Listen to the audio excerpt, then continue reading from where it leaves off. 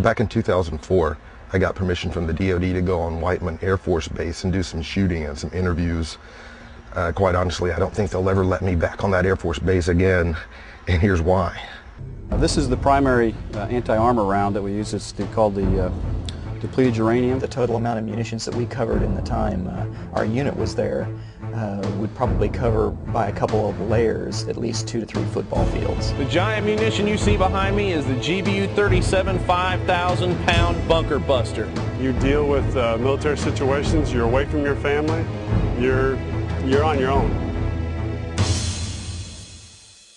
In Gulf War I, our military reported in some cases that they were ill within 48 hours. And of course, they had no idea that they were using depleted uranium weapons and certainly were unaware of the harmful effects. We got sick immediately. Rashes all over their bodies. Brain damage. And we were all just exhausted. Excruciating headaches. We had no protection. The president lied. And really what we are victims of Desert Storm. The civilian population will continue to be exposed to increasing levels of DU internally. In fact, depleted uranium is a death sentence. Individuals are depleted uranium casualties, whether they're civilians or combatants. These people in the Department of Defense are lying not only to the troops, they're lying to the whole world. They're trying to pawn off our nuclear waste as an appropriate mechanism for a military arsenal.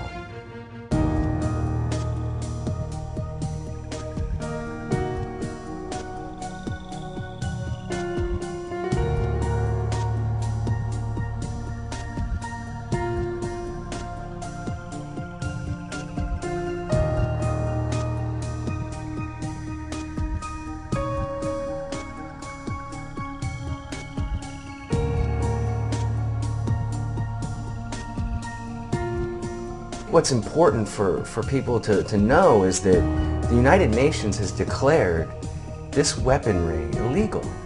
And it's important for us to be in receivership of this, to be in receipt of the fact that we are using an illegal weapon. We are breaking the law. If the law doesn't matter, and good science doesn't matter anymore, then what does this country stand for?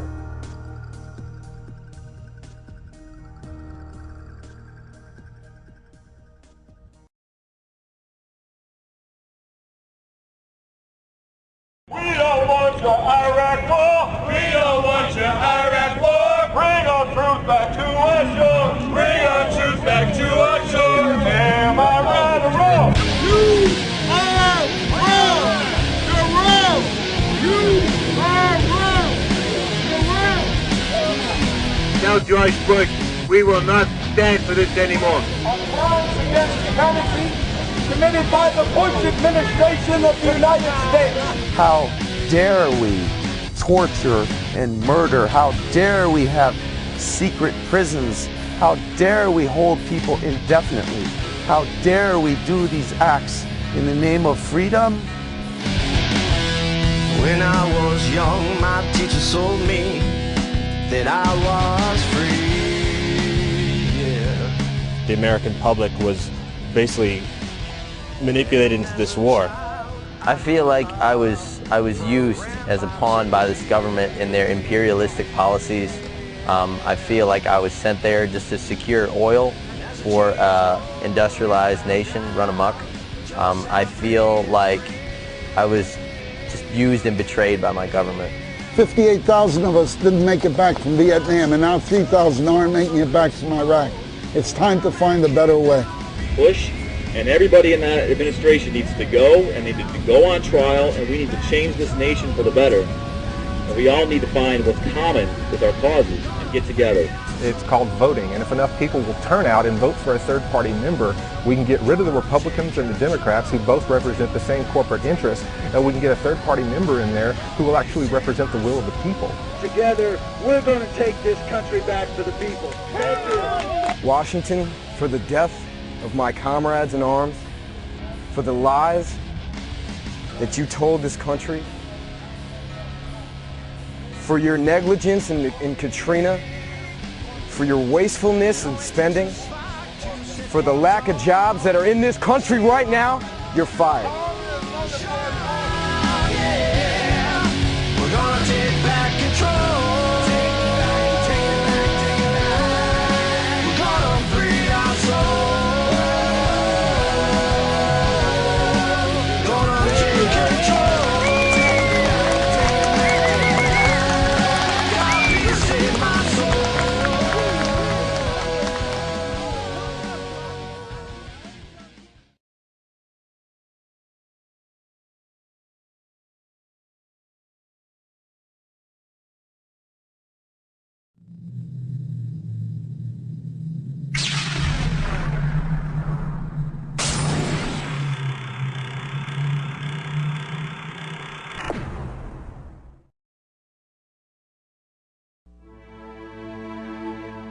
We have seen their kind before. They are the heirs of all the murderous ideologies of the 20th century. By sacrificing human life to serve their radical visions, by abandoning every value except the will to power, they follow in the path of fascism, Nazism, and totalitarianism. And they will follow that path all the way to where it ends, in history's unmarked grave of discarded lies. Every nation in every region now has a decision to make. Either you are with us or you are with the terrorists.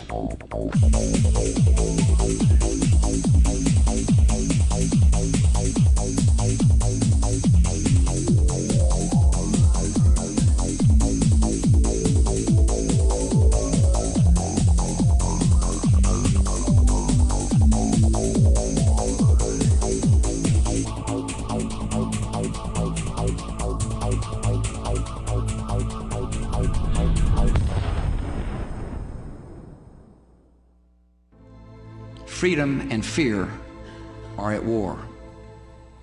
The advance of human freedom, the great achievement of our time and the great hope of every time, now depends on us. Our nation, this generation, will lift a dark thread of violence from our people and our future. When freedom is lost, it is lost forever.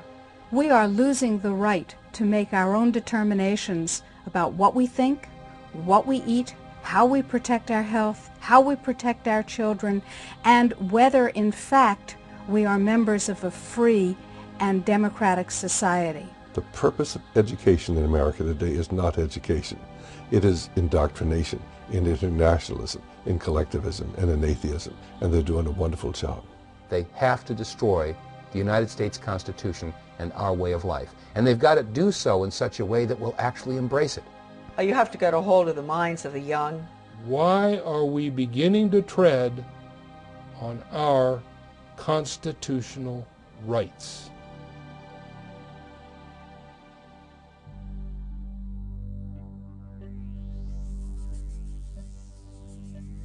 A globalist is someone who believes in globalism, and globalism essentially is the desire for one world government, one world military, one world economy, which on a broad philosophical basis may not be that bad. After all, we are one humanity living on one planet, and frankly, I can see the day coming when somebody's going to say, hey, where do you come from? And you're going to say, I'm from Earth. But the problem is that we are being pushed into globalism by secrecy and by deceit, and nobody's getting a chance to actually consider the ramifications or consider the methodology that's being used to push us into this globalization. And that leads to the $64,000 question. Let's assume that these globalists, and they make no secret about their desire for one world economy, one world government, let's assume that they're successful. What is our guarantee that some new Hitler-like tyrant won't gain control of that worldwide mechanism? The driving force behind globalism is just plain old socialism, because if they want to control every person in the world, if they're going to take care of you from cradle to grave, if they're going to take care of the education system, they're going to take care of the health system, all of that requires central administration. And the wealthy elite who have the money and the power know that if they can create a one world global social system, that they can control the central authority. In other words, world control, world domination, one of the oldest desires in the history of the world, going all the way back to Alexander the Great. I'm an international freelance reporter.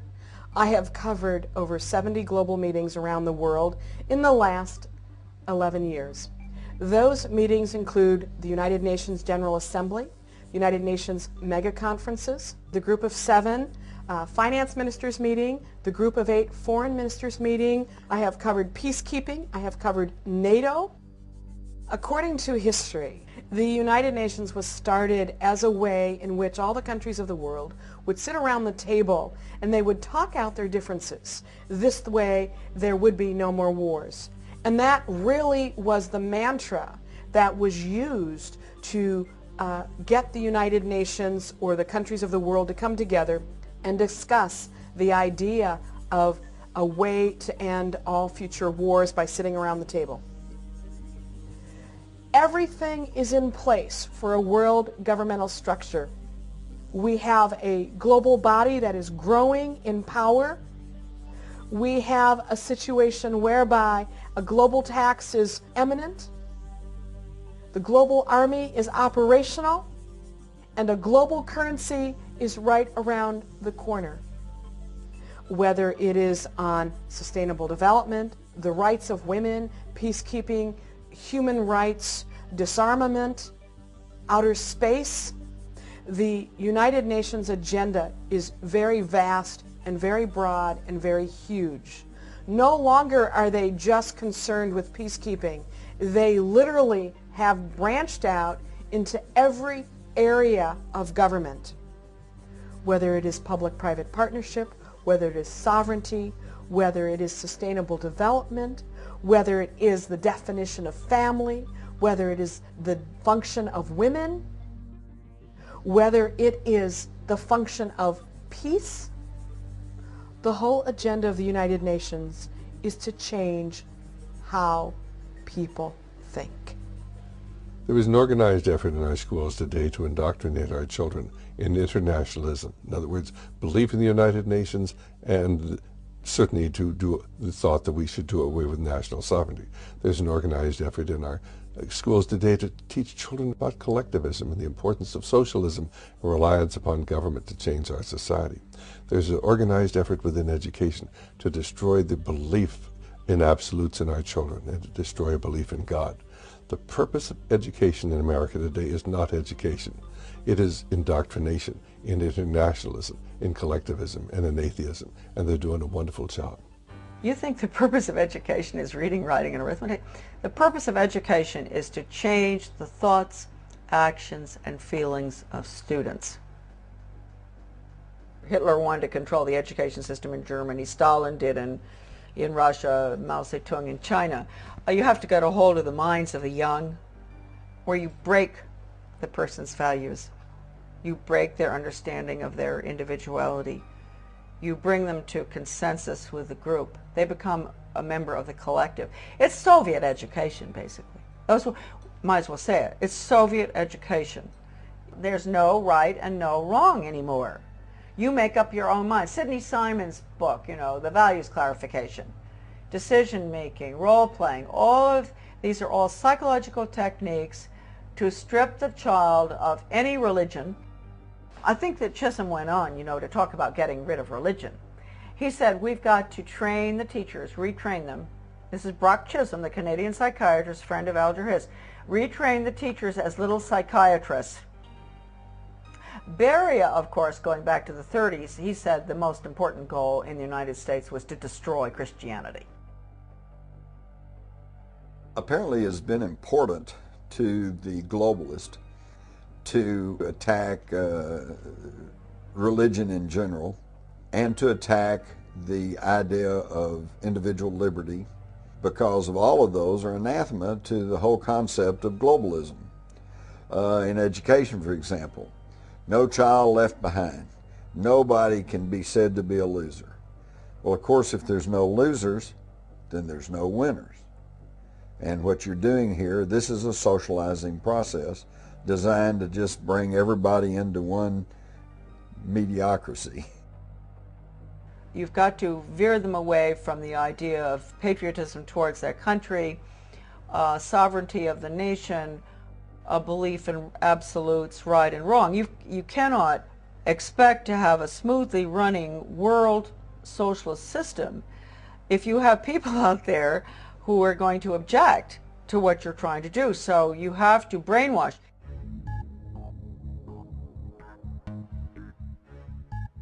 The New Freedom Commission is a federal program to mandate the bogus screening and compulsory medication of children from infancy through 18 years of age in this country, through the use of completely inappropriate screening techniques.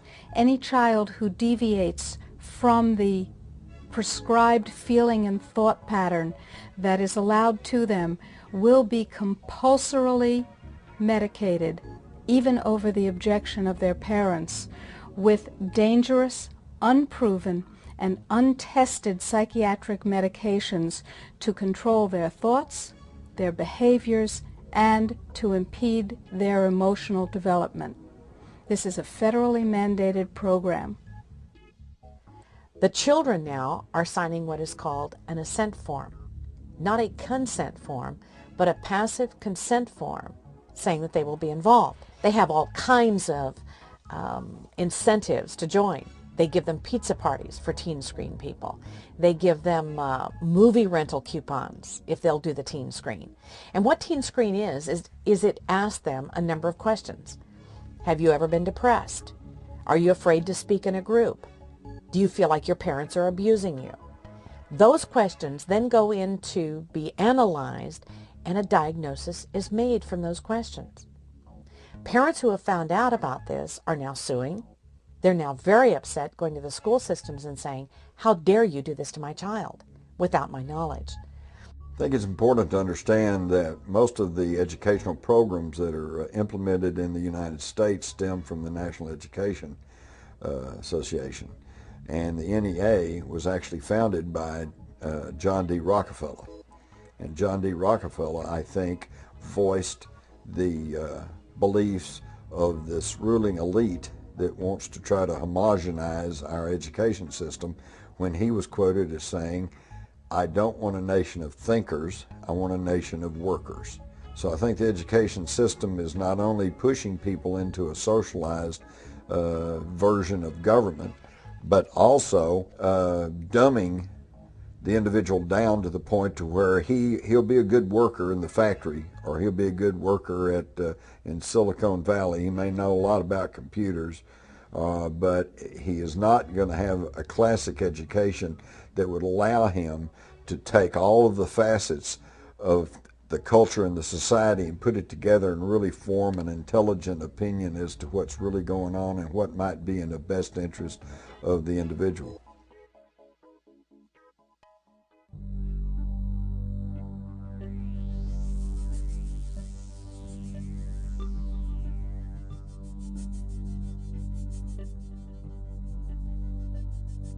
One of the topics that is taboo is any discussion whatsoever about shadow government. Now, 10 years ago in the early 90s, when people called in mainstream talk shows and brought up issues like the Council on Foreign Relations or the Trilateral Commission, in some cases there was one major talk show who proudly says he's got half of his brain tied behind his back, actually said on the radio that there was no such thing as the Council on Foreign Relations, and anybody brought that up was a conspiracy, wacko, kook, wingnut, etc., etc.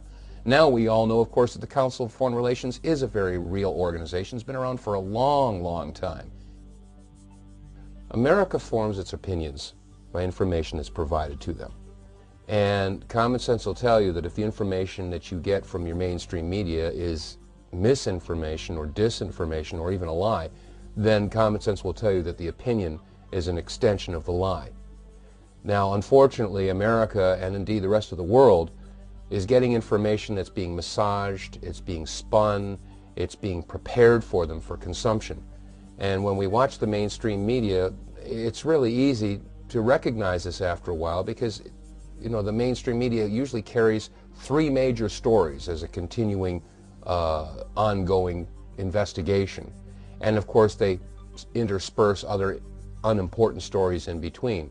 So while America is continually watching stories about Michael Jackson or Scott Peterson or Natalie Holloway, or sometimes they'll get really controversial and they'll talk about some of the scandals in Washington, the Valerie Plame issue. There are all kinds of things happening behind the scenes while America and the rest of the world focuses on these big 3 news stories that are, of course, you know, paraded in front of America 24/7 and told that this is real news. Media blackout is nothing more than media control. It is the determination of what the public will hear, what they will not hear, and how to make it sound in such a way that the public will accept it. And it is totally against everything this country stands for, but the average person doesn't even know that they're experiencing it anytime they turn on the TV.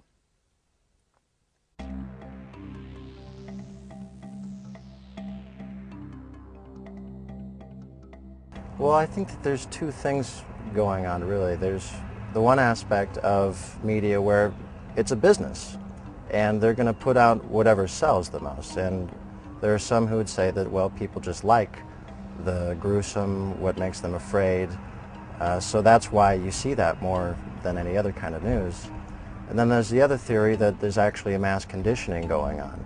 So ever since industrialization, and when people couldn't control their populations through physical force, there needed to be a measure of brainwashing so that people would basically enslave themselves and think that they were happy. And if people think they're happy, why would they ever rebel? I don't trust the media because I think they create the news rather than reporting it. I assume that consumers are supposed to have brains and use them when they get news. So of course you should be thinking when you're getting news and not just trusting. And to me that's just axiomatic for listening to another person. So it's not so much that I'm more taken in by news people than anyone else. Our president said a couple of weeks ago, we don't torture people, and you wonder why he thinks we don't torture people since most of the rest of the world thinks we do, including many Americans. And he also said if we're doing it to squash terrorism, it's legal. Well, Richard Nixon said if a president does it, it's legal. That's just not something to be accepted without thinking. I don't entirely trust the information I get from the mass media. I take it all with a grain of salt. Okay, we say we've got freedom of press in this country, and some folks have said that you've got freedom of press as long as you own it. Well, who owns the media? And when I say that, I mean it not literally, but as far as who controls the information that goes out in the media.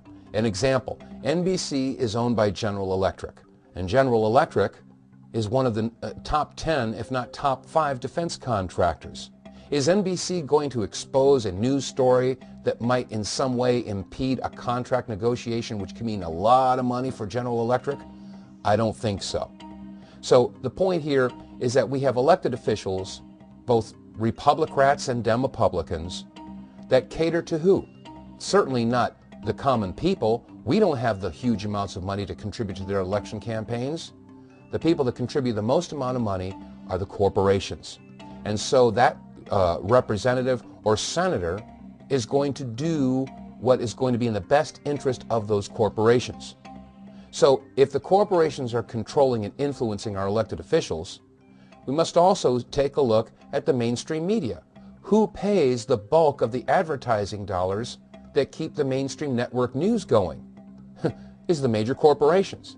So what we have now is we have corporate control of elected officials, corporate control of the media, and this is why some people are now calling it the corporate Borg, because they have assimilated several different areas of our entire society. The corporations control agriculture, technology, manufacturing, industry, education, communication. They control our elected officials. This is not a government of, by, and for the people. It is a government of, by, and for the corporation. And by definition, when business controls government, that is inescapably fascism. It might come as a shock to many people, but the form of government we have in this country today basically is socialistic. We have social programs for everything. We have educational programs to bring the curriculum around to what the national education authorities want. And basically we have a socialist program, but instead of the benefits going to the people, the benefits go to the corporations. Okay? So I think anyone that stops and looks at it would agree that we have socialism geared to benefit the multinational corporations. Now, interestingly enough, this is pushed along by a fervent nationalism. What's good for GM is good for the country, okay?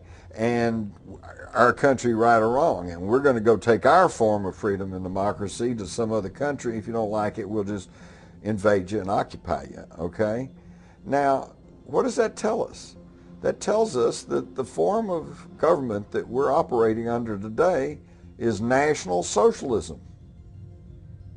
And that should come as a shock to many people, particularly when you consider that National Socialism in German, shortened down, means Nazi. So, because the Nazi Party was the National Socialist German Workers' Party, National Socialist Deutsche Arbeiterpartei, okay? And so they shortened it to Nazis. And by the way, that was a form of fascism, okay? And the man who coined the term fascism was Benito Mussolini in Italy. But Benito Mussolini himself said that fascism really wasn't the proper term, that it more correctly should have been called corporatism. And that is simply when you have the corporations running the country and controlling the government.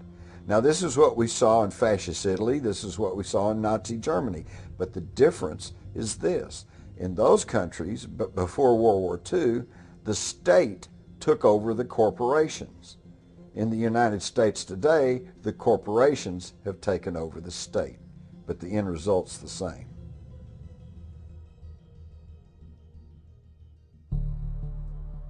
The question comes up about the intelligence agencies. There's some 14 intelligence agencies in the United States.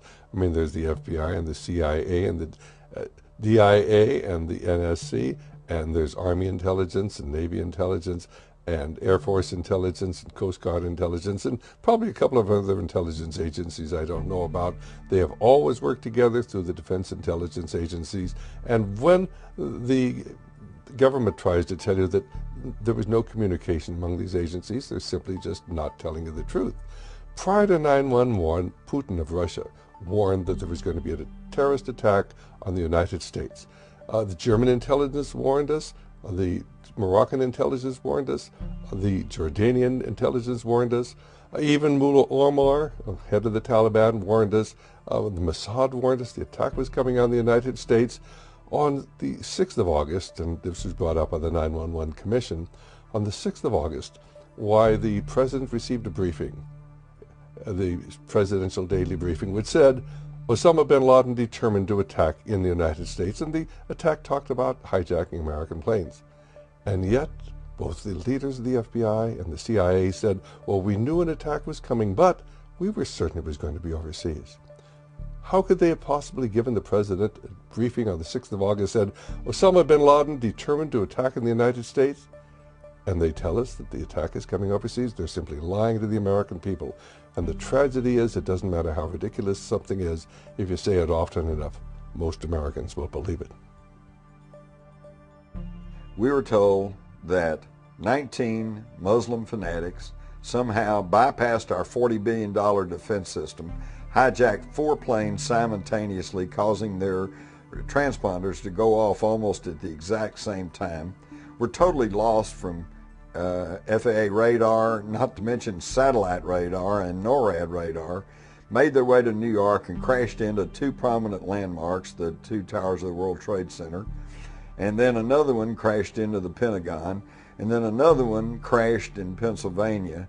And all of this under the direction of a Muslim cleric hiding in a cave in Afghanistan with a computer. Now, if that ain't about the craziest conspiracy theory I ever heard, and yet that is what we are expected to accept as the legitimate version of what happened on 9/11. We've heard eyewitness accounts and testimony from fire officials that indicate that there were bombs, explosives, possibly detonating charges that were utilized in the collapse of the World Trade Center buildings. In the documentary 911 in Plain Sight, video and photographic evidence is used to point out a number of discrepancies in the official story of September the 11th. We were all told that a Boeing 757 crashed into the Pentagon. However, photographs taken only moments after the impact show a hole that is only approximately 16 feet in diameter. As the host, Dave Von Kleist, asked the audience, how does an airplane that has a wingspan of over 124 feet fit into a 16-foot hole and not leave any wreckage on the outside of the building?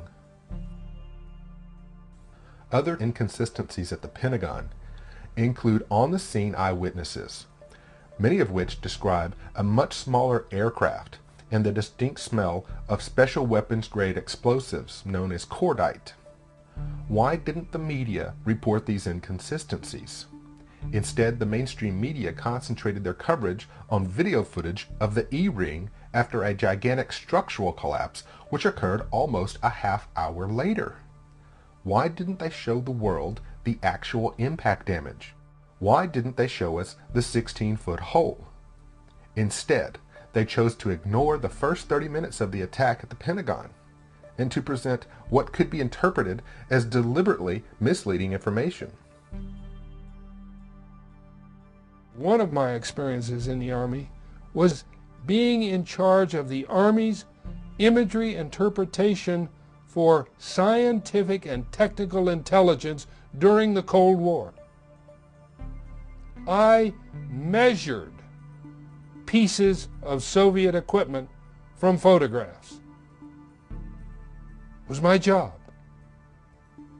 I look at the hole in the Pentagon, and I look at the size of an airplane that was supposed to have hit the Pentagon, and I said, the plane does not fit in that hole.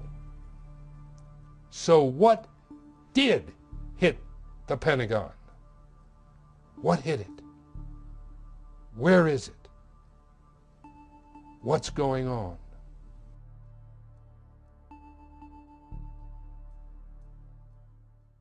Some folks find the very thought of government involvement in the attacks on September 11th as absolutely repugnant. But as they say, if we forget our history, we're destined to repeat it. So let's go back a few years to 1961 and look at the Northwoods document.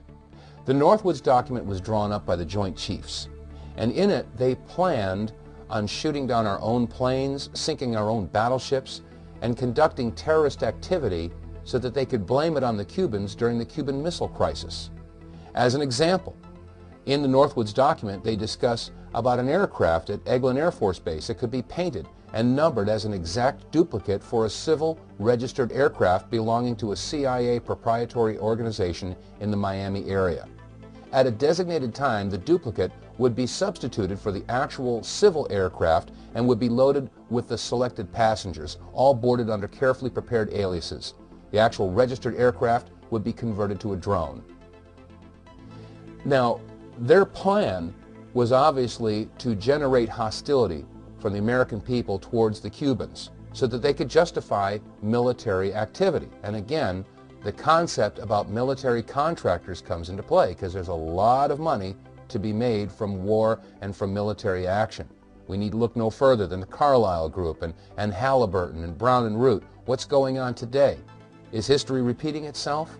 Is it possible that if the Joint Chiefs demonstrated that they had a plan and were willing to substitute aircraft and shoot one down to blame it on some innocent people, is it possible that they would do that in today's world?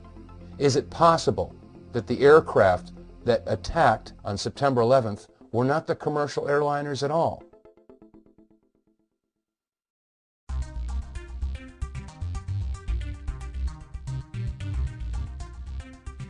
It becomes very clear that if there were indeed government involvement in the September 11th terrorist attacks, as clearly outlined in the 1962 Northwoods document, that there would also have to be a mass manipulation, if not outright control, of the mainstream media in order to shape the way the news was being reported, in order to set the brainwashing machine into motion. On the morning of September the 11th, there was a lot of video footage and photographs taken of the second tower being struck by the second plane. Fox News interviewed on live television one of their own employees, a Mr. Mark Bernbach, who stated on live television that the plane he personally witnessed crash into the South Tower didn't even appear to be a commercial airliner. Numerous eyewitnesses appeared on other mainstream news networks and made similar statements. The personal testimony of these eyewitnesses was seen once on live television as they were being interviewed by the reporters, and then that news footage was never seen or reported again. The sheer number of inconsistencies with the official story of what happened that morning are overwhelming. Something is being hidden from the American people, and given the fact that the United States government has declared a worldwide war on terrorism, which affects every single person on this planet, someone really needs to ask the question, why haven't we been given all the facts? The mass media in the United States is the fourth arm of the government, literally. It is comprised of people that come directly out of the government, people who are involved in the government, people who represent the government. The mass media is nothing more than the manner in which they will work to control the American people over a period of time, insidiously, one step at a time, bringing them to the consensus of what they want them to be, what they want them to feel, and what they want them to see as being the truth. Well, there is an example in history of a republic and in a country filled with educated and cultured people who, in the space of a month, changed into an empire because there was damage to a prominent building, and then immediate legislation was passed, anti-terrorist legislation, and the whole country shifted from a republic to an empire.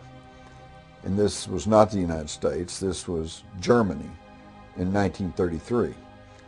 And it started off as the Weimar Republic, but by the end of January of 1933, the Reichstag, their parliament building, had burned down, and Hitler and the Nazis blamed it on communist terrorists, and it later turned out that they themselves had said it.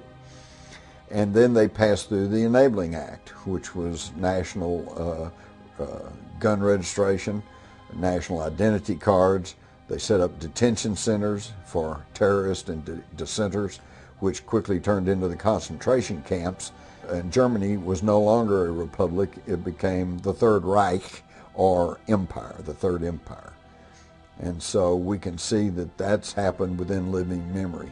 There are plenty of people living in the United States today who lived through that in Germany, and the irony and the parallels are not lost on them. If they're going to have a global system of government, what type of government would that be? Of course, there are those now that are touting the UN as the only answer because our system is all flawed and our leaders are all screwed up and there's too much corruption here. Well, they want to bring forward this world government through the UN Charter. Many people that support the UN Charter have never read it. And if they had read it and figured out where it came from and compared the UN Charter to the United States Constitution, they'll find that they're absolutely repugnant. You can't have them coexisting. So common sense tells me that if the globalists want a one-world government, they have to destroy the United States Constitution and our way of life. And they've got to do so in such a way that will actually embrace it.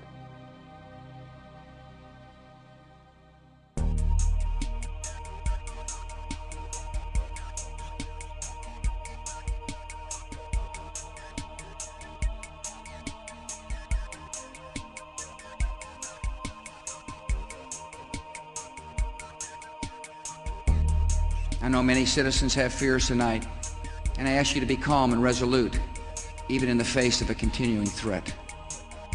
So tonight I announce the creation of a cabinet-level position, reporting directly to me, the Office of Homeland Security.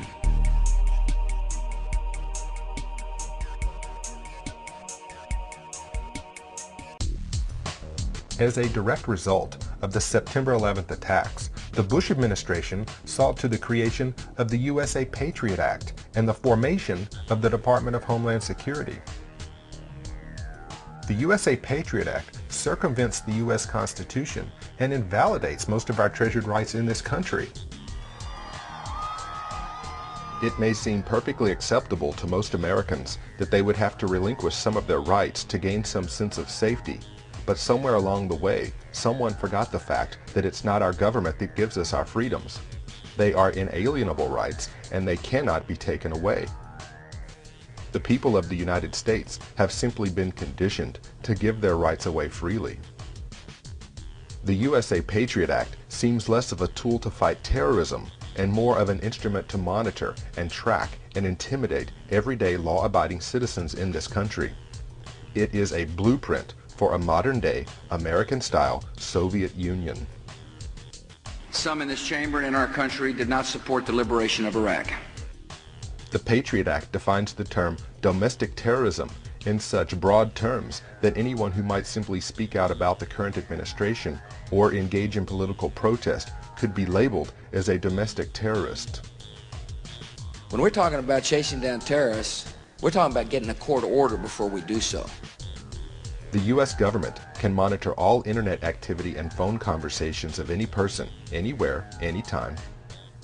Law enforcement officers have the legal authority to break into your home and conduct sneak and peek searches of your belongings. They can do this at any time without your knowledge and without your consent, and they can do this without the need for probable cause and without a search warrant. The terrorist threats against us will not expire at the end of the year, and neither should the protections of the Patriot Act. U.S. citizens may be incarcerated indefinitely without charges ever being filed, without access to an attorney, without access to the courts, without a phone call, and completely without due process. How did you let this happen? Wake up out there.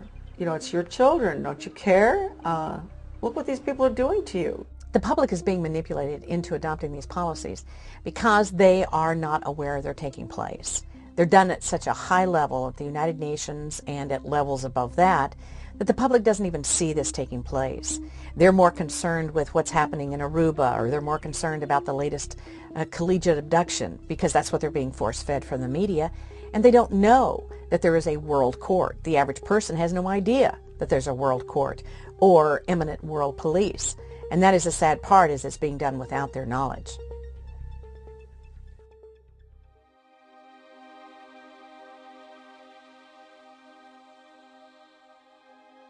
As a psychiatrist, I remember very well the condemnation by the American Psychiatric Association of Soviet psychiatrists and the Soviet Union for their use of psychiatric techniques and psychiatric medications to control political dissidents. Sadly, shockingly, we in the United States have become those same oppressors. We now have a policy, as exemplified by the FBI brochure from the Phoenix Office on Counterterrorism, which says people who are defenders of the U.S. Constitution against federal government and the UN, and make numerous references to the U.S. Constitution, should be monitored as potentially murderous and fanatical terrorists. By extension, should be considered mentally unstable. Under the new Freedom Commission, mentally unstable people must be medicated on a compulsory basis with lethal and untested but very profitable psychiatric medications. In this country now, we're seeing drugs cradle to grave. In fact, it's not just in America, it's in other countries also. Children as young as 2 years of age are being put on certain types of drugs to decrease the amount of their aggressive tendencies. When they're evaluated and felt to be just too aggressive at 2 years of age, they place them on a drug. All the way up and through high school into adults, and of course we know how the adults are being affected by drugs like Prozac, Zoloft, Wellbutrin, and being placed on these for all kinds of reasons. The drugs are being used all the way through the adult period of life into the geriatric. When I was a director of nursing in a nursing home, I would see these people being medicated so severely to keep them quiet, to keep them from doing anything, having any feelings. They were easier to maintain in bed than they were to get out. And this is a horrible situation that we have evolved into in this country. And of course now with Alzheimer's, it makes it even worse, the medication of these elderly people. So we have now a system that finds a reason to medicate everybody. Now this is absolutely bizarre when you consider that freedom of fill in the blank is what this country is all about. And yet, under the guise of a diagnosis, whether it's accurate or not, these people will then be forcibly drugged and helped or hindered. Who knows? Who knows what will happen as a result of these deleterious drugs that are given in combinations and amounts that many times are not safe. Yeah, there is a war on freedom. And we're being told over and over and over again that we need to support George Bush and we have to support the war in Iraq and we have to support this war on terror and we have to support all these laws that are coming by because, of course, they're all here to protect us. And yet when you look at things like the Patriot Act, this allows the FBI or any law enforcement agency to utilize what they call sneak and peek. They can go into your house when you're not home and they can go through all of your stuff and without your ever knowing about it. How is this protecting your rights? That's just one example where we get to think we're free. You know, on the patriotic holidays, we all break out our flags and we wave them around and we sing patriotic songs like I'm proud to be American, where I get to think I'm free.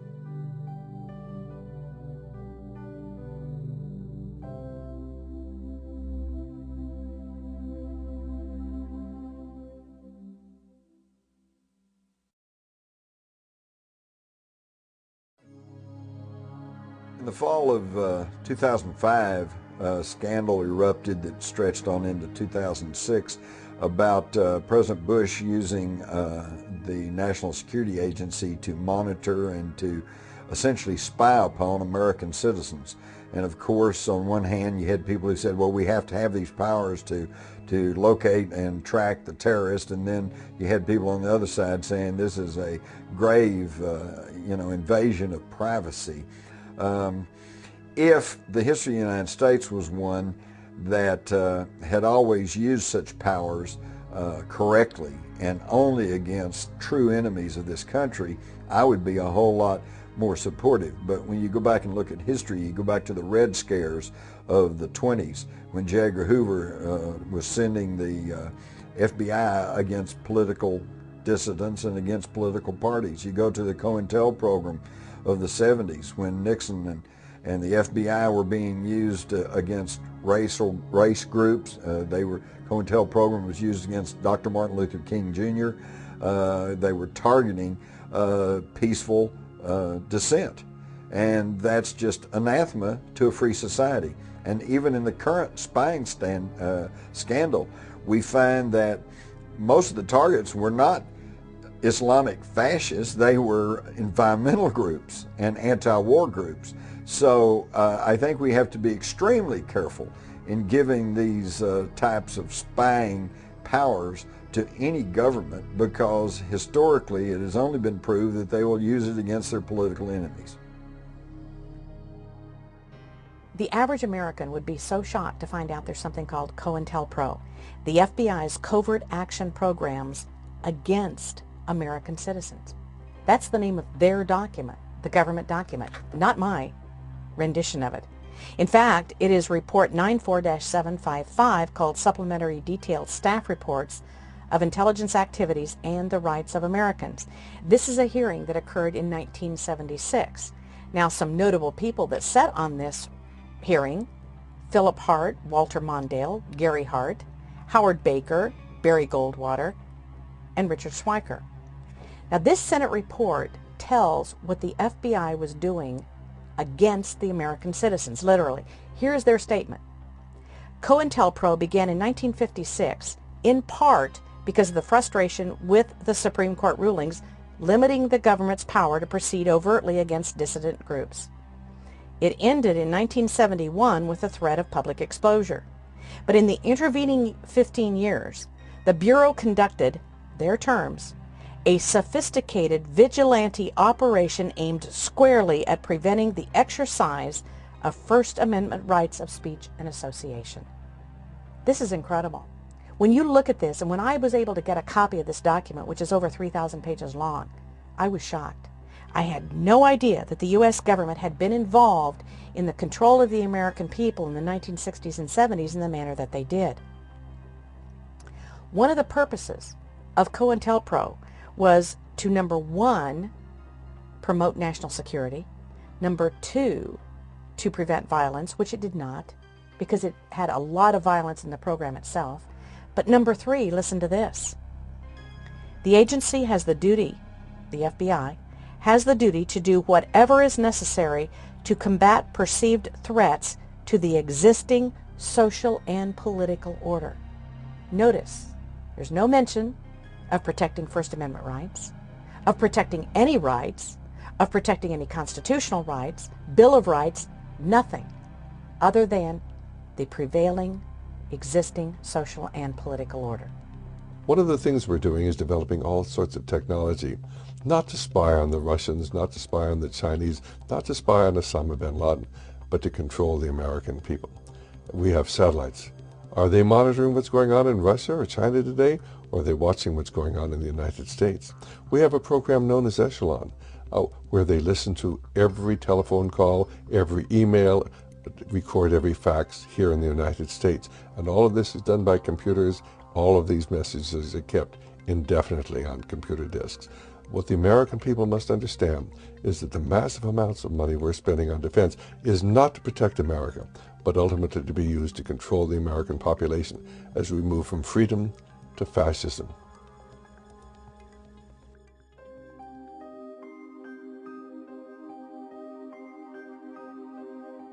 Community policing is a program that was introduced under the Clinton administration.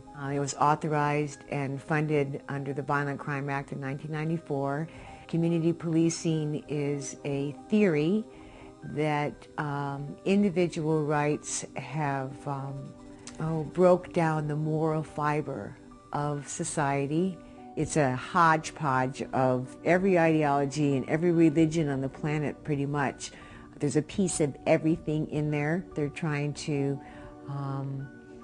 make it a fair and a just world for everyone, but for no one in particular. And basically what the law does at the national and international level is protect global trading rights over national and local businesses. And at the local level, communitarian law balances the rights of the individuals against the rights of the community at large. The new police are targeting average people. First, they're targeted in the meetings by the local stakeholders that'll come. They'll invite the citizens to come in and identify the problems in the neighborhood or how they're going to build a better community. It's all tied into rebuilding community. It's the same MO in Iraq as it is in the United States. A small group of paid facilitators, professional advisors come to the community and they start holding what they call either stakeholder meetings or visionings, and they want to talk about the future, and they want everyone at the meetings to help them identify the values that they'd like to maintain in the community and what the standards are in the community.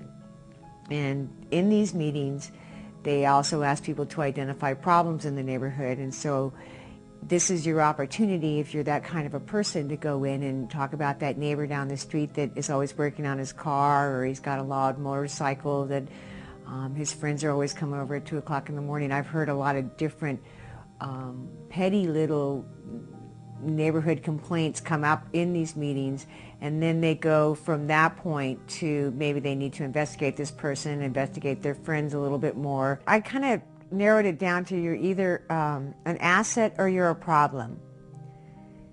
And then if you're identified as an asset, then they'll have your specific skills and abilities. They have interviews that were designed by Jody Kurtzman and John McKnight at Northwestern University, Evanston, Illinois.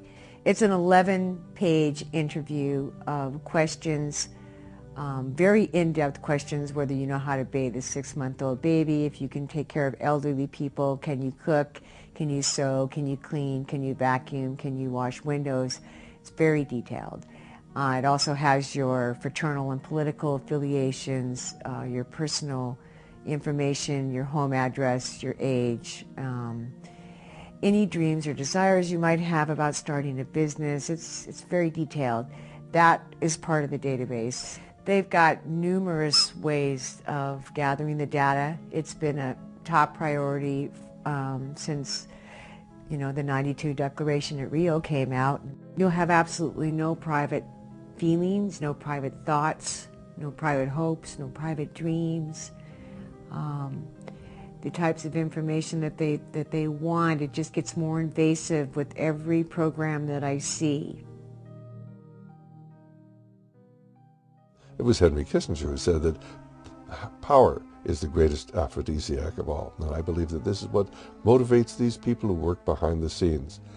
But there are people who actually give themselves over to the dark side, and they're well rewarded in this life. Between 1994 and 1995, I had one of the most intimidating experiences I've ever known. It was at the time that I was going to release a news story that George Bush Sr. was responsible for the deaths of Gulf War veterans and the transfer of biologicals and chemicals to Iraq during the 1980s.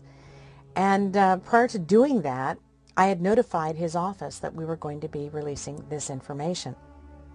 I was working alone in my office in my home in Houston, Texas, at about midday when everybody was at work, and lo and behold, my office began to shake. It was shaking so violently, I almost had the fax machine drop the phone off of it.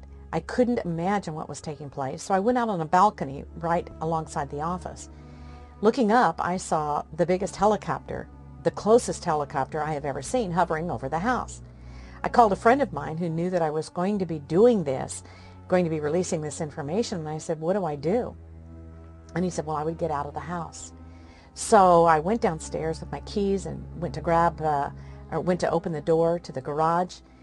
And lo and behold, as I opened the garage door to back out, there was a Crown Victoria with its rear end up against my car. So there was no way that I could leave at that point. I went back upstairs. I called him, and he said, well, I think this is simply intimidation. So I learned early on that there are people that don't want information out. There are people that are not happy about people that do speak out, but I decided that fear was not going to control my life, and I've continued to tell the truth as I know it since that time.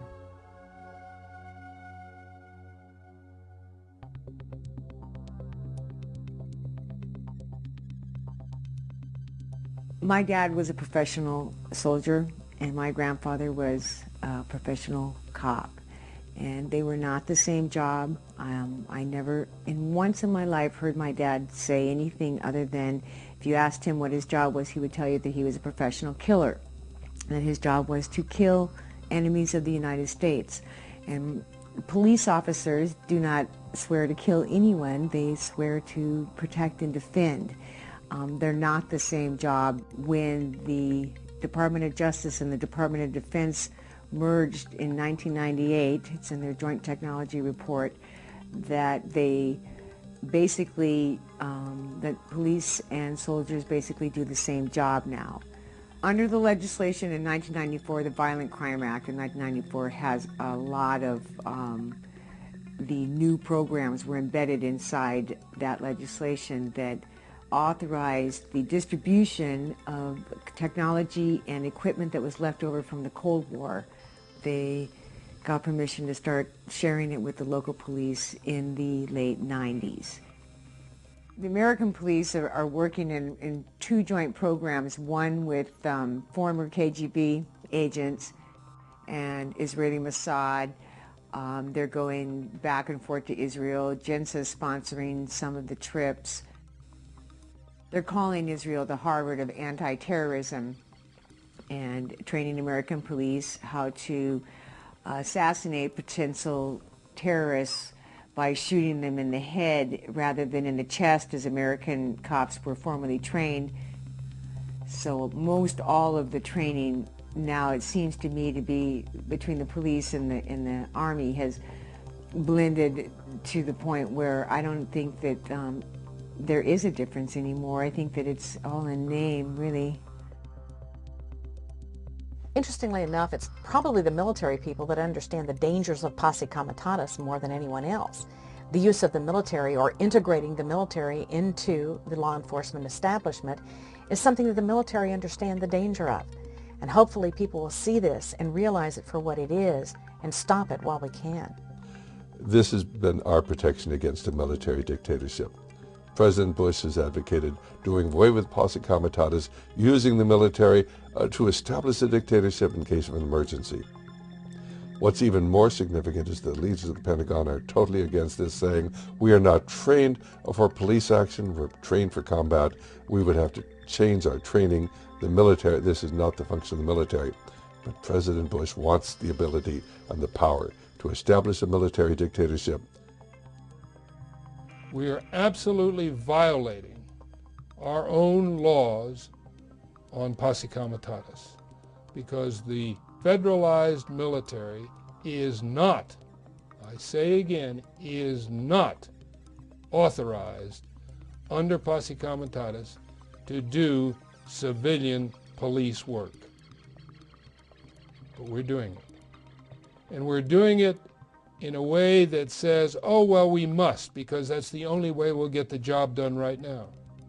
But no one in Congress has raised a hand and said, should we authorize that? Should we allow that? Is that the direction that this country is going? That we're going to have martial law because of a hurricane? Back during the Reagan administration, when George Herbert Walker Bush was primarily in charge, and Colonel Oliver North was deeply involved in the Iran-Contra scandal, as it came to be known, North issued some plans for the military takeover of the United States for martial law.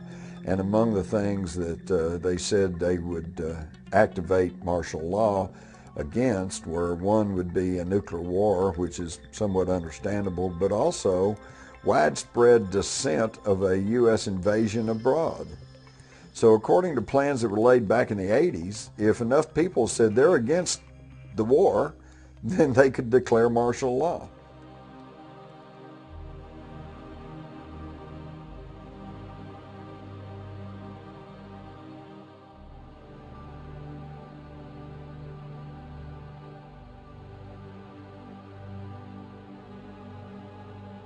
There has been a lot of stuff that's been laid down in the backgrounds of the recent laws that gives the Secretary of Health and Human Services an appointed official, not an elected official that has any accountability to the general public, really control over what is used in terms of a vaccine or drugs, who is going to be rounded up and quarantined, and who is going to be examined that they might be infectious. Back in the 1980s, during the Reagan administration, there was a project called Rex 84 that was released.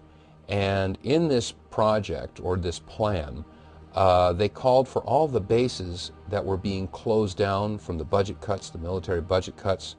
These bases closed down. However, when you go back to some of these bases today and take a look at them, there's a very interesting thing that's occurred. The military bases used to have fences with barbed wire that faced out to keep people from the outside from getting into a secure area.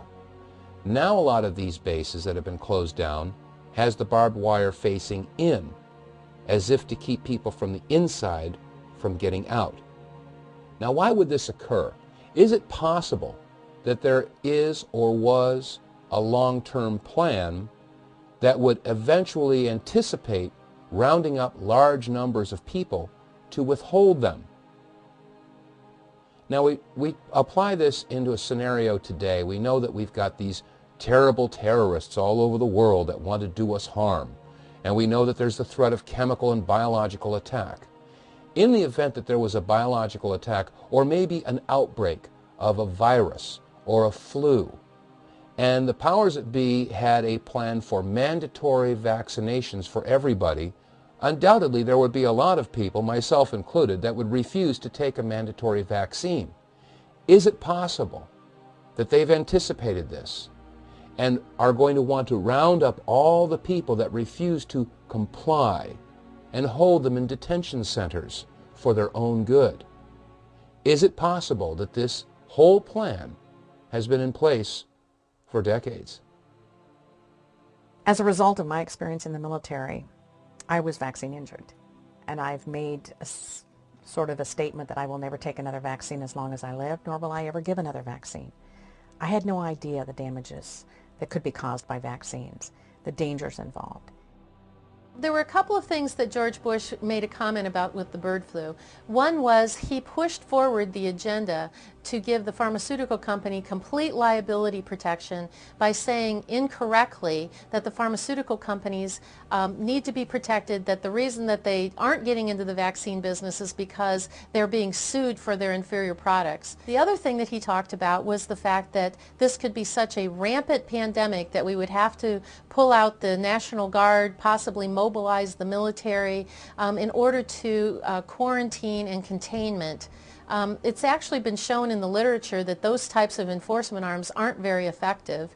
And like I said, people who are very sick, they self-quarantine. I mean, when you've got a bad case of the flu, you're not out going to the grocery store, you're home in bed. So to be able to enforce people to do that is really heavy-handed. Cooperation is mandatory in a communitarian society. You will do what you are told, and they have the techniques and they have the technology to invade pretty much every area of your life.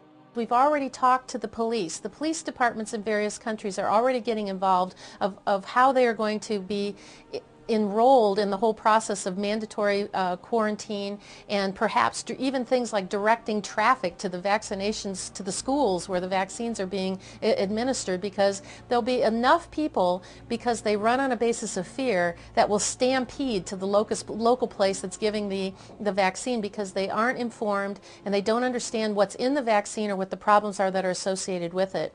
But the 25% that decide, or the percentage of whatever that says, I don't want to have anything to do with that, the enforcement arm could very well come through the national ID card or something along those lines that shows proof of vaccination. They're trying to get the American people to take a national ID card. It's simply an identification card that will have all of your personal information on it. And it is what they do in every totalitarian country. America has been different than other countries because we limited the power of our federal government. The national ID card will allow the federal government to know your every action, your every transaction, and to track you from early morning until late at night, 24 hours a day, from the day you're born until the day you die.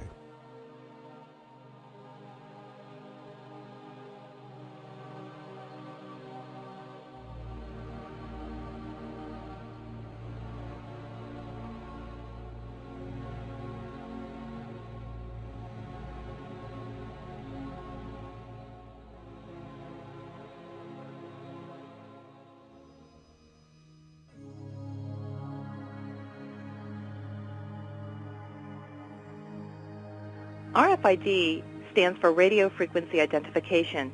It's a technology that uses miniature computer chips. Some of these are smaller than a grain of sand to track items from a distance. And they're hooked up to little miniature antennas. The combination is called an RFID tag. Now each of these little chips has a unique identification number that's sort of like a social security number for things. Big companies like Procter & Gamble, Walmart, Gillette, and even our own government, including the State Department, the Department of Homeland Security, and the U.S. Postal Service, would like to put one of these RFID tags on every manufactured item on planet Earth, and they're already putting them into some identity documents like U.S. passports and potentially driver's licenses. RFID radio waves can travel through solid objects like purses, backpacks, wallets, shirts, shoes, and communicate their number to reader devices in the environment. And these reader devices can be hidden in doorways, under floor tiles, and ceiling tiles, and secretly, silently, and invisibly glean this unique RFID number from the objects that people are wearing and carrying. And of course, this number is more than just a number. I mean, it can link to unlimited information in a database about the product from the time it's manufactured to the time it's disposed. It could have the identity of the person carrying the object on it, perhaps even linked to credit information about the person who purchased it. The government already is buying private data on consumers, and many of us don't even know it. And they're mining this data to find patterns and find people of interest. Right now it happens to be terrorists. Of course, tomorrow, who the person of interest might change. And while they say today they just want to use this in the warehouses to track widgets from point A to point B, we know that they have other plans. My co-author Kathleen Albrecht and I found patent applications at the U.S. Patent and Trademark Office. One of them is by a company, IBM, and it's called Identification and Tracking of Persons Using RFID Tagged Items. IBM talks about the government using this technology to track people in public places with something they call the Person Tracking Unit. And the places they want to track people include airports, train stations, bus stations, libraries, sports arenas, museums, theaters, elevators, and even restrooms. These tags, if they're on all the products, and these scanners, if they're ubiquitous, as is the plan by major corporations, we could have a Big Brother surveillance society.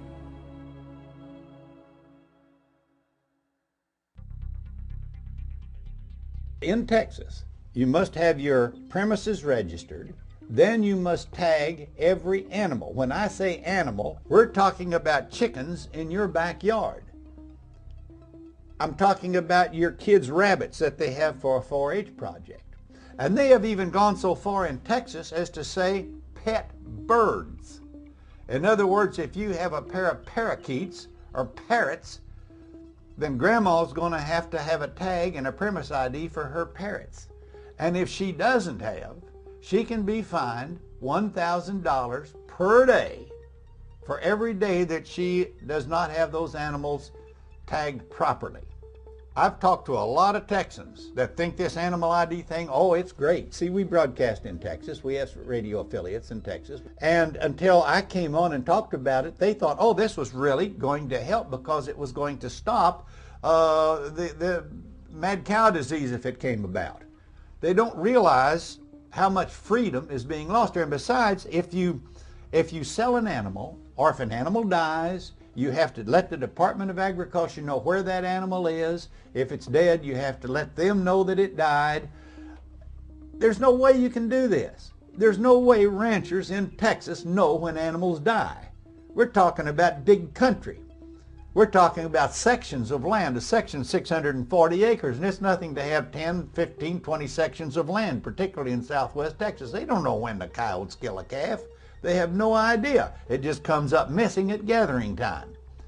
If they can make this animal ID thing work, if they can tag every cow, sheep, pig, chicken, dog, cat, parrot, whatever it happens to be, and they can make people get a premise number, and if they can make people get a tag in those animals, then they're going to be able to make you and I be tagged exactly the same way.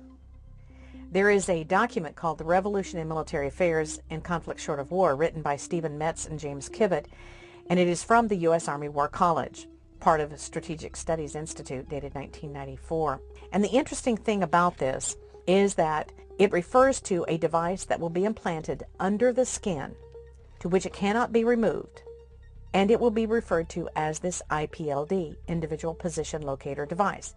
In fact, it states that every American could receive an IPLD permanently implanted under the skin with automatic remote activation.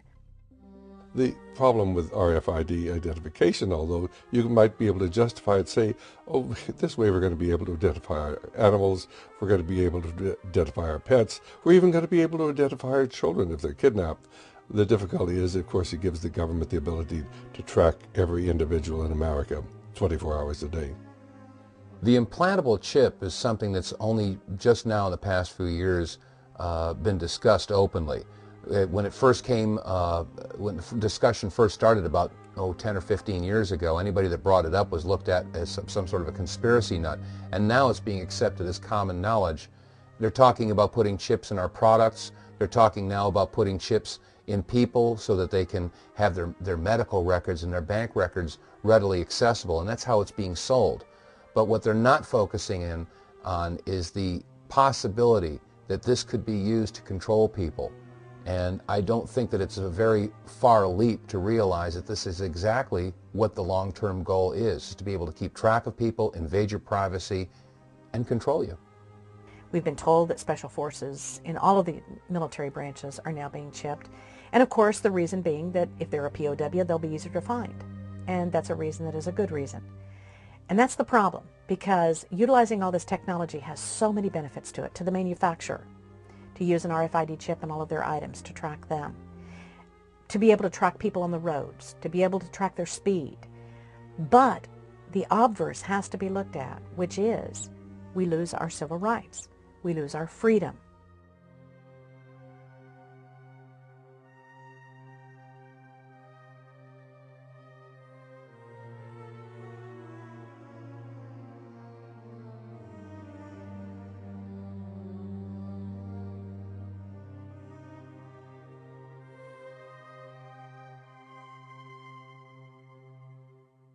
There have always been those who wanted to control others. There have always been those who believed that they were born to rule and the others were born to serve.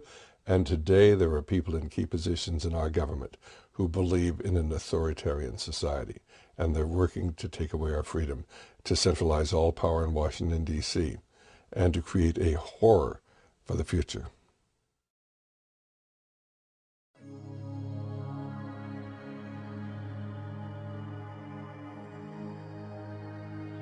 To understand the true motives behind some of this legislation and some of these contingency plans and some of these regulations, you only have to read George Orwell's book, 1984. And you find that back in 1948, when this was written, they foresaw a future society where everyone was just a cog in the machine and everyone was labeled, numbered, identified, and this was before the age of the computer. So they've been working at this for some time, but now it's coming to fruition thanks to digitization and computerization. Let's think outside the cage for a second. If we are indeed moving towards an Orwellian 1984 scenario, and if information is being controlled and withheld and manipulated and massaged to direct the people towards a certain agenda, doesn't common sense also tell us that for those that refuse to fit into the mold, that continually think outside of the cage, those people are going to have to be somehow discredited. They're going to have to be ridiculed. They're going to have to be demonized and persecuted. The U.S. government is increasingly putting money toward military operations, referred to as military operations other than war. These are often seen as non-lethal weapons. DARPA, Defense Advanced Research Projects Agency, has a number of weapons that they call soft kill weapons. The weapons sort of where you wish you were dead, you just weren't killed when they were used, because they can be very painful, they can be very damaging. Acoustic weapons that can destroy the hearing of people, lasers that destroy sight, microwave weapons, active denial weapons as they're called. One that is now being utilized in Iraq called Project Sheriff.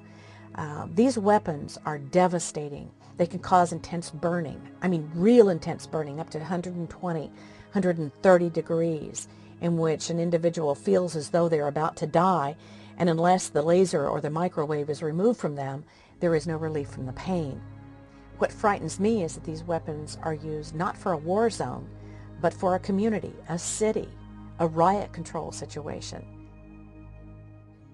I think their end goal is to find some way to reverse our freedoms and our rights to do the things that have been guaranteed us by our Constitution. And I think that our president in particular wishes to skirt his responsibilities and take advantage of doing what he wants without having legal permission worldwide and also in the United States. I think our forefathers would roll over in their graves knowing that we were rescinding as many rights to fight a war that is an unjust, immoral, and illegal war. And I think that there's a larger plan behind this. I think that the reason they're doing that is not just to protect this country or its people, but I think it's to control the people. I think it is in an effort to take freedoms away so that our people en masse don't know what's really happening, and they keep them in a state of fear. And if they're in a state of fear, they're easy to control.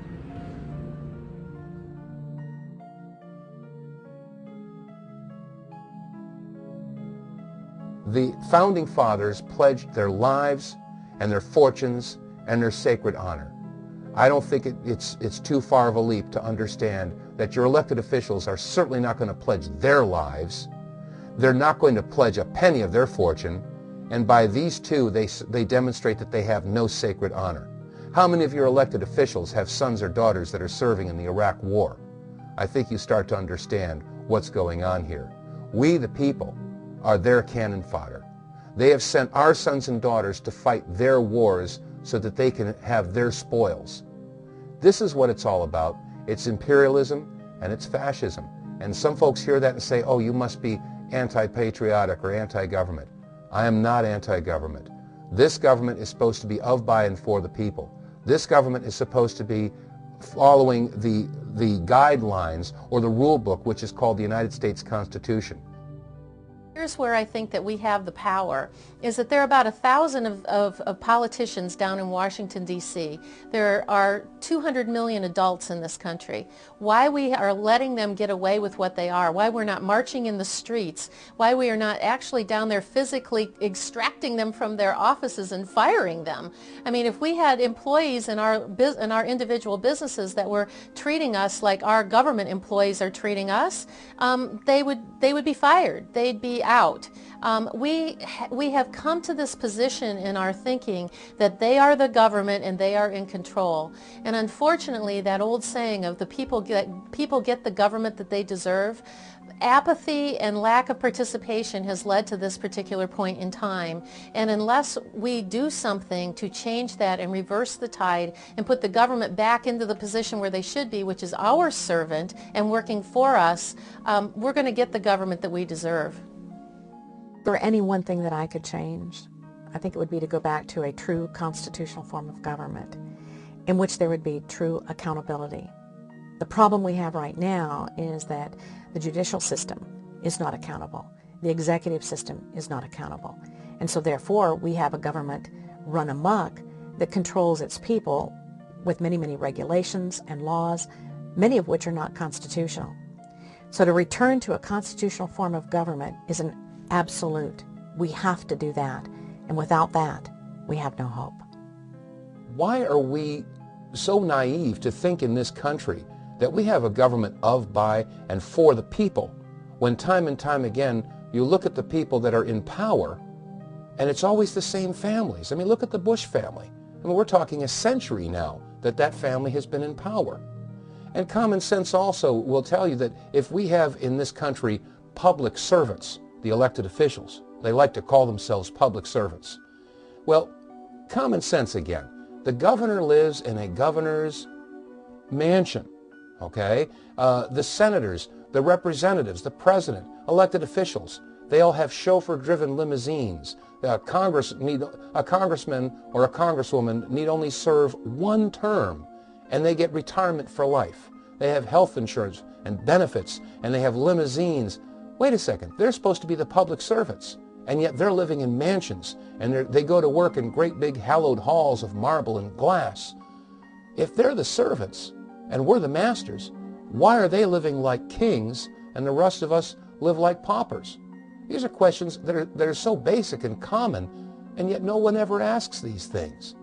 This is the structure that has been basically put into power and continues today, and the powers that be are not going to give it up without a fight. First of all, you have to understand what is going on. Secondly, you have to learn how to present it to others. You've got to educate people. You'll talk to them. Maybe they're not going to want to listen to you. Your job is not to convince them. Your job is to tell them the truth and try to get them to begin to think. Because as things get worse, and they are going to get worse, why we hope that down the line they're going to begin to remember what you say. And then I would honestly believe that we have to be active as far as the political process is concerned, realizing that the political process has been corrupted, that through the voting machines and through the control of the media, they are largely able to control the electoral process. But if we can start simply in one city, if we can start in one precinct or one district or one county or in one state, we can gradually begin to move towards taking America back. Up until this century, the year 2000, if you didn't like what was going on, you just moved. You got away from it and started off again. Got your little house on the prairie and lived your own life. The problem today is there's no place to go. We're going to have to turn and we're going to have to confront Big Brother. And we're going to have to struggle if we're going to maintain our individual liberty and freedom.